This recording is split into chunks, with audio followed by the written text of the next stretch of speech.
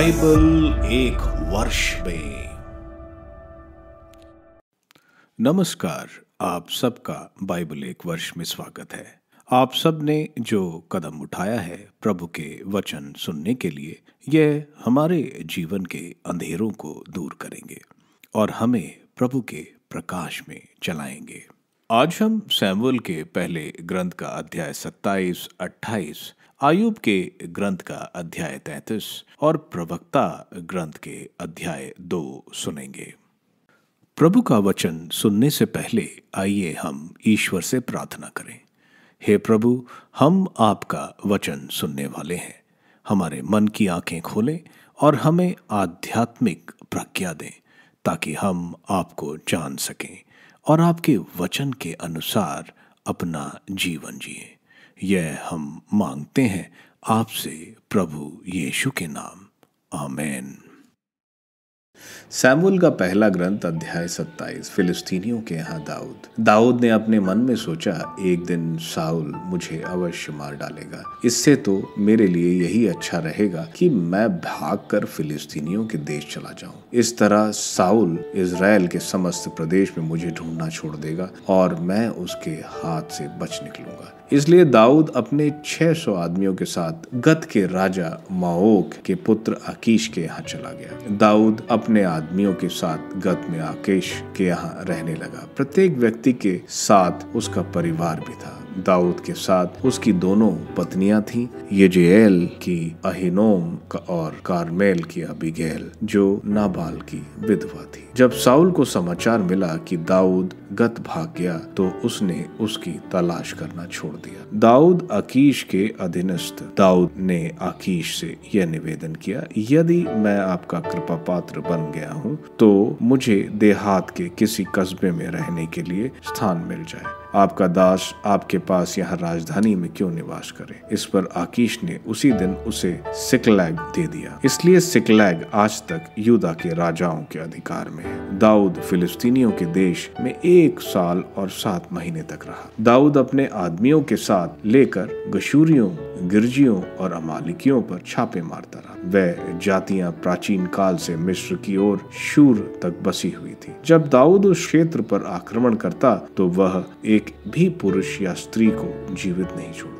वह उनकी भेड़ें, गायें, गधे, ऊंट और कपड़े सब छीनकर आकीश के यहाँ लौट आता। जब आकीश पूछता कि तुमने आज कहाँ छापा मारा तो दाऊद उत्तर देता, यूदा के नागेब में, या यरमलियों के नागेब में, या केनानियों के नागेब में। दाऊद ना पुरुषों को जीवित छोड़ता था और ना स्त्रियों को, जिससे उनमें कोई गत पहुंचकर यह ना बता दे कि दाऊद ने हमारे साथ ऐसा किया। जब तक वह फिलिस्तीनियों के देश में रहा तब तक ऐसा ही करता रहा। आकीश का दाऊद पर विश्वास था, क्योंकि वह सोचता था कि उसके देश भाई इजरायली उससे इतनी घृणा करते हैं कि वह सदा मेरा सेवक बना रहेगा।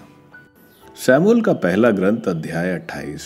दाऊद इजरायलियों से लड़ने के लिए प्रस्तुत। उस समय फिलिस्तीनियों ने इजराइल से लड़ने के लिए अपने सैनिक इकट्ठे किए। आकीश ने दाऊद से कहा, तुम यह समझ लो कि तुमने अपने आदमियों के साथ मेरी सेना के साथ जाना होगा। दाऊद ने आकीश से कहा, अच्छा, आपको भी मालूम हो जाएगा कि आपका सेवक क्या कर सकता है। आकीश ने दाऊद से कहा, बहुत अच्छा, तब तो मैं जीवन भर के लिए तुमको अपना अंगरक्षक बना दूंगा। एनदोर में सैमुएल की मृत्यु हो चुकी थी। सभी इजरायलियों ने उसका शोक मनाया था और उसका दफन उसके नगर रामा में कर दिया था। साउल ने भूत प्रेतों, साधने वालों और ओझों को देश से निकाल दिया था। अब फिलिस्तीनी इकट्ठे होकर आगे बढ़े और उन्होंने शुनेम के पास अपना पड़ाव डाला। साउल ने भी सारे इजरायलियों को इकट्ठा कर गिल ओबा पर्वत पर पड़ाव डाला। फिलिस्तीनियों के शिविर पर दृष्टि डालते ही साउल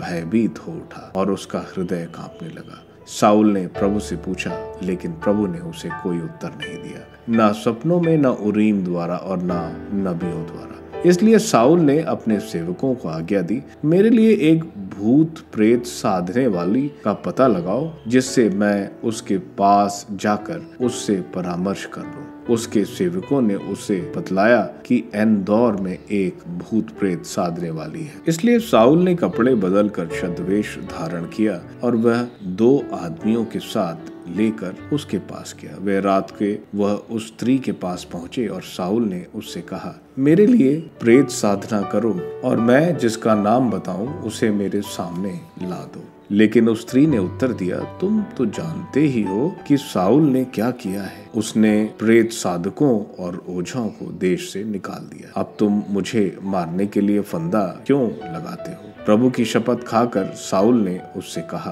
प्रभु की शपथ, इस बात के लिए तुमको किसी प्रकार का दंड नहीं मिलेगा। इस पर उस स्त्री ने पूछा, मैं किसको तुम्हारे सामने लाऊं? उसने उत्तर दिया, मेरे सामने सामुएल को ले आओ। सामुएल की प्रेत आत्मा। सामुएल को देखते ही वह स्त्री जोर जोर से चिल्लाकर साउल से कहने लगी, तुमने मुझे धोखा क्यों दिया?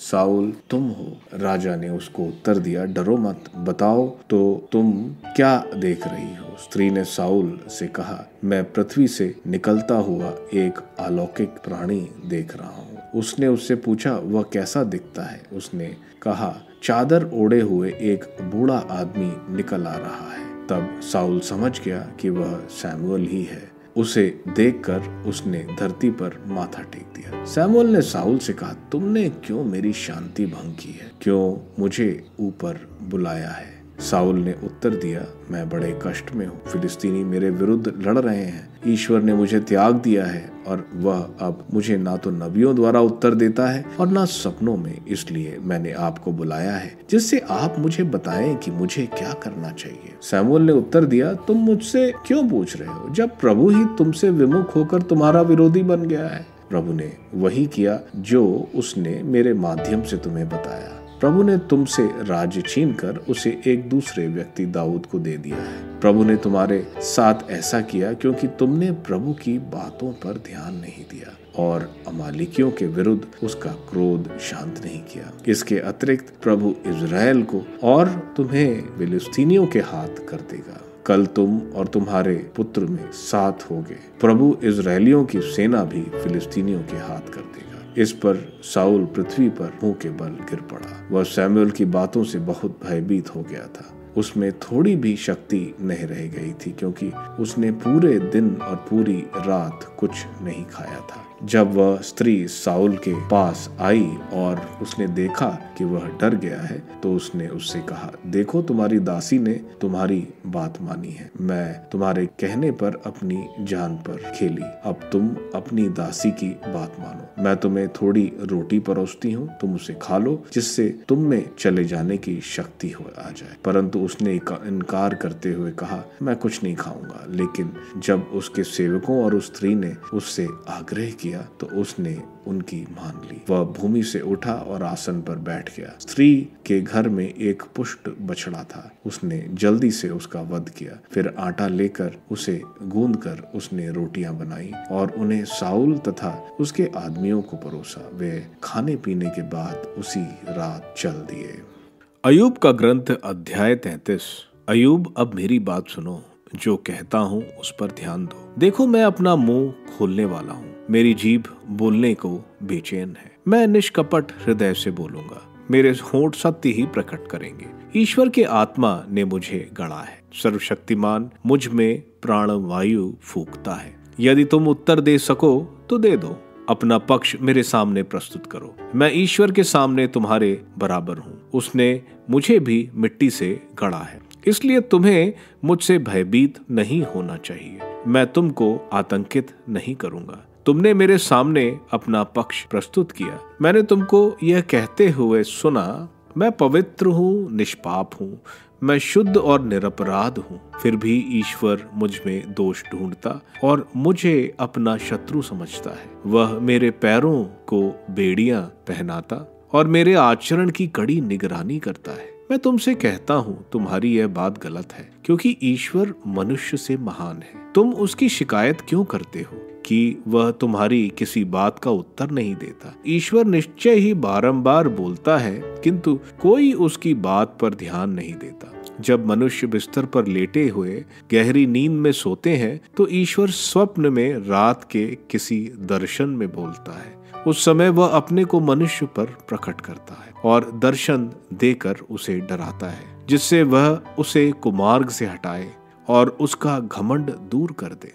इस प्रकार वो अधोलोक के द्वार से मनुष्य की रक्षा करता और भाले की मार से उसका जीवन बचाता है। वह बिस्तर पर पड़े हुए मनुष्य को दर्द द्वारा सुधारता है। जब उसकी हड्डियां निरंतर कांपती रहती हैं, मनुष्य को भोजन से घृणा हो जाती है। उसे स्वादिष्ट व्यंजन में रुचि नहीं होती। उसका शरीर सबके देखते शीजता है। उसकी हड्डियां जो नहीं दिखाई देती थीं, अब निकल आती हैं। उसकी आत्मा अधोलोक के पास पहुंचती है और उसका जीवन मृतकों के निवास के निकट। किंतु यदि उसे एक स्वर्गदूत हजारों में से एक मध्यस्थ मिल जाता है, जो उसे उसका कर्तव्य समझाता, उस पर कृपा करता और ईश्वर से कहता है, इसे अधोलोक में उतरने से बचा, मुझे इसका रक्षा शुल्क मिल गया है, तब उसका शरीर बालक के जैसे नया हो जाता है और उसकी जवानी के दिन लौटते हैं। वह ईश्वर से प्रार्थना करता जो उस पर प्रसन्न है। वह उल्लासित होकर उस ईश्वर के दर्शन करता है जो उसे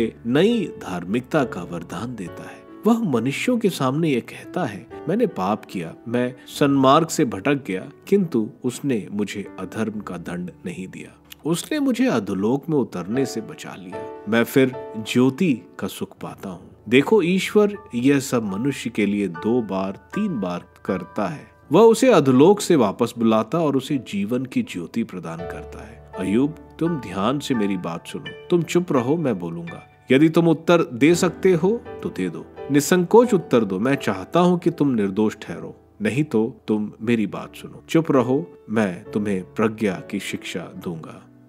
प्रवक्ता ग्रंथ अध्याय 2। ईश्वर के प्रति कर्तव्य। पुत्र, यदि तुम प्रभु की सेवा करना चाहते हो तो विपत्ति का सामना करने को तैयार हो जाओ। तुम्हारा हृदय निष्कपट हो, तुम दृढ़ संकल्प बने रहो। विपत्ति के समय तुम्हारा जी नहीं घबराए। ईश्वर से लिपटे रहो, उसे मत त्यागो, जिससे अंत में तुम्हारा कल्याण हो। जो कुछ तुम पर बीतेगा उसे स्वीकार करो तथा दुख और विपत्ति में धीर बने रहो, क्योंकि अग्नि में स्वर्ण की परख होती है और दीनहीनता की घरिया में ईश्वर के कृपा पात्रों की। ईश्वर पर निर्भर रहो और वह तुम्हारी सहायता करेगा। प्रभु के भरोसे सन्मार्ग पर आगे बढ़ते जाओ। प्रभु के श्रद्धालु भक्तों, उसकी दया पर भरोसा रखो। मार्ग से मत भटको, कहीं पतित न हो जाओ। प्रभु के श्रद्धालु भक्तों, उस पर भरोसा रखो और तुम्हें निश्चय ही पुरस्कार मिलेगा। प्रभु के श्रद्धालु भक्तों, उसके उपकारों की चिरस्थायी आनंद और दया की प्रतीक्षा करो। प्रभु के श्रद्धालु भक्तों, उससे प्रेम रखो और तुम्हारे हृदय में प्रकाश का उदय होगा। पिछली पीढ़ियों पर विचार कर देखो, किसने ईश्वर पर भरोसा रखा और वह निराश हुआ? किसने ईश्वर पर श्रद्धा रखी और वह परित्यक्ता हुआ? किसने ईश्वर से प्रार्थना की और वह उपेक्षित रहा? क्योंकि ईश्वर अनुकंपा और दया से परिपूर्ण है। वह पापों को क्षमा करता और संकट के दिन हमें बचाता है। धिक्कार कायर हृदयों, निष्क्रिय हाथों और उस पापी को जो 2 मार्गों पर चलता है। धिक्कार निरुत्साह हृदय को जो भरोसा नहीं खा रखता, इसलिए उसकी रक्षा नहीं की जाएगी। धिक्कार तुम लोगों को जो धैर्य खो चुके हैं। तुम क्या करोगे जब प्रभु लेखा लेने आएगा?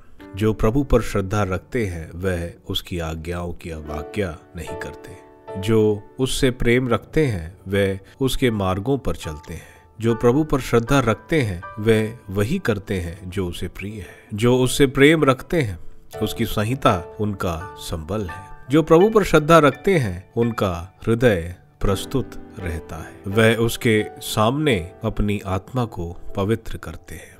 जो प्रभु पर श्रद्धा रखते हैं वह उसकी आज्ञाओं का पालन करते हैं और उसके आगमन के दिन तक धैर्य रखेंगे। वे कहते हैं, हम मनुष्यों के हाथ नहीं बल्कि प्रभु के हाथ पड़ जाएंगे, क्योंकि वह जितना महान है उतना ही दयालु भी। सैमुएल के पहले ग्रंथ के अध्याय 27 में हम देखते हैं, दाऊद इधर से उधर भाग रहा है। वह अब गात जाता है साउल से बचने के लिए। अपने 600 सैनिकों और अपनी पत्नियों को लेकर जाता है और फिलिस्तीनी राजा को बोलता है कि उसे कोई जगह दे दी जाए। फिलिस्तीनी राजा उसको जिकलैग में जगह देता है, जो यहूदा और सिमियोन के प्रदेश में था, लेकिन अब फिलिस्तीनियों के कब्जे में है। दाऊद वहां पर जो कनानी थे, जिनको इजरायली खत्म नहीं कर पाए, उन पर आक्रमण करता है, उनको पूरी तरह मार देता है, लेकिन उनके मवेशी और संपत्ति रख लेता है, जिससे उसका भाग वह आशीष फिलिस्तीनी राजा को देता है। राजा के पूछने पर दाऊद झूठ बोलता है कि वो इज़राइल में रेड करके यह सब लाया है। इस तरह दाऊद फिलिस्तीनियों में रहकर इज़राइल के दुश्मनों का ही नाश कर रहा था। अगले अध्याय में हम देखते हैं फिलिस्तीनी इज़राइल पर हमला करना चाहते हैं। राजा आशीष दाऊद को बोलता है कि दाऊद और उसकी सेना उसके साथ इज़राइल में लड़ेंगे। दाऊद बोलता तो है कि वह उनके साथ लड़ेगा।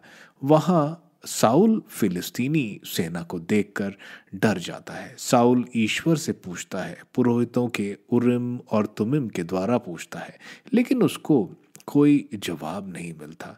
उसको जवाब इसलिए नहीं मिलता है क्योंकि वो पाप में। साउल जो भविष्यवाणी करता था वो अब उन व्यक्तियों को ढूंढ रहा है जो भूत प्रेतों से पूछते हैं, उनको ढूंढता है, क्योंकि साउल ने इन सब को वहां से भगा दिया था। उसको एक औरत मिलती है जो भूत प्रेत बुलाती है। साउल सैमुअल को बुलाने को कहता है।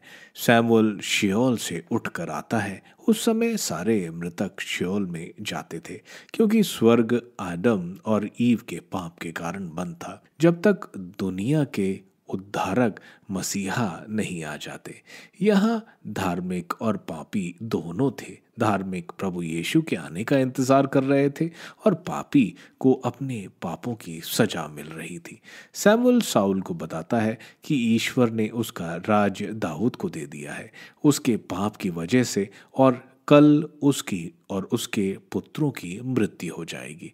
साउल डर के मारे गिर जाता है और हम देखते हैं वह भूत प्रेत बुलाने वाली स्त्री साउल को खाना खिलाती है, क्योंकि वह बहुत कमजोर पड़ गया था।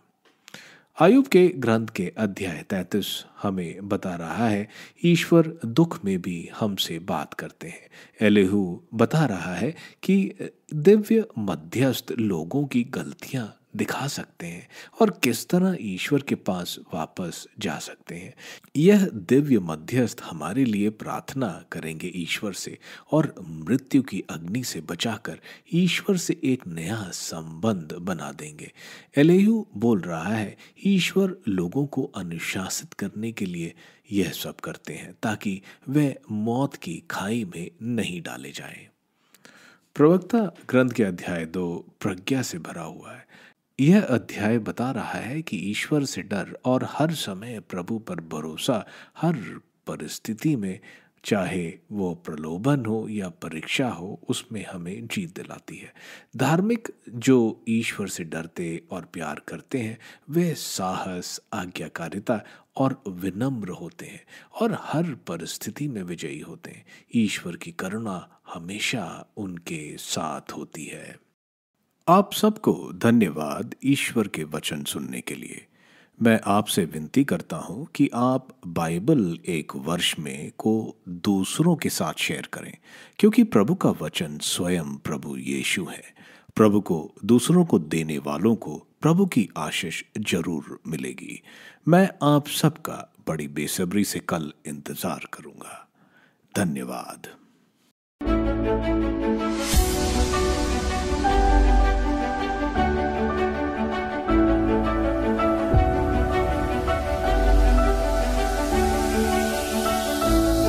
बाइबल एक वर्ष में